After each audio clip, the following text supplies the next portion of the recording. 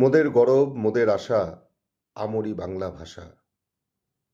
যে ভাষাটায় আমরা গর্ব অনুভব করি, অথচ আজকের প্রজন্ম সেই ভাষাটাতেই কথা বলতে অনীহা প্রকাশ করছে। কিন্তু এই ভাষাটাকে স্বীকৃতি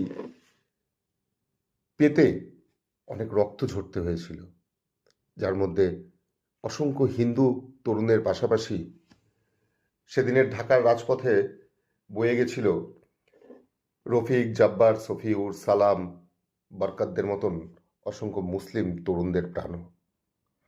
পুলিশ এবং সেনাবাহিনীর বুলেটে ঝাঁঝরা হয়ে গেছিল অসংখ্য তরুণ এই বাংলা ভাষাটাকে স্বীকৃতি আদায় করার জন্য। সালটা 1952 21শে ফেব্রুয়ারি। যদি বাংলায় বলি তাহলে 1358 সালের 8ই ফাল্গুন, বৃহস্পতিবার। লড়াইটা শুরু হয়েছিল 1947, স্বীকৃতি এসেছিল 1956। প্রায় 9 বছর এই লড়াইটা চলেছিল।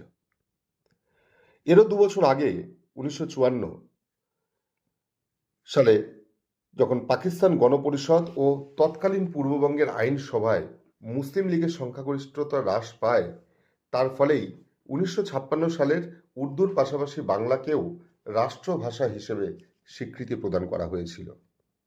অথচ আজ হঠাৎ করেই মনে পড়ে গেল ভবানীপ্রসাদ মজুমদারের ছোটবেলায় পড়া একটা কবিতা।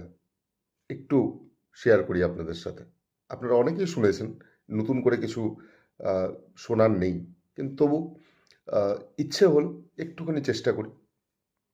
ছেলে আমার খুব সিরিয়াস, কথায় কথায় হাসে না।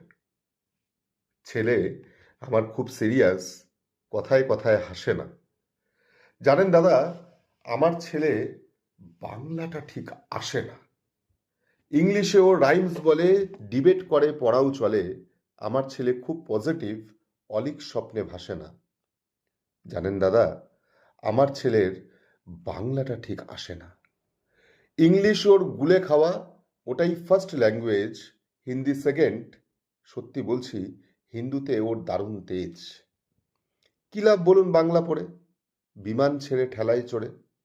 বেঙ্গলি থার্ড ল্যাঙ্গুয়েজ, তাই তেমন ভালোবাসে না। জানেন দাদা, আমার ছেলের বাংলাটা ঠিক আসে না। বাংলা আবার ভাষা নাকি? নেই কোনো চাম বেঙ্গলিতে। সহজ সরল এই কথাটা লজ্জা কিসের মেনে নিতে। English very fantastic, Hindi sweet scientific. Bengali is glamourless, or place এদের পাশে না। জানেন দাদা, আমার ছেলের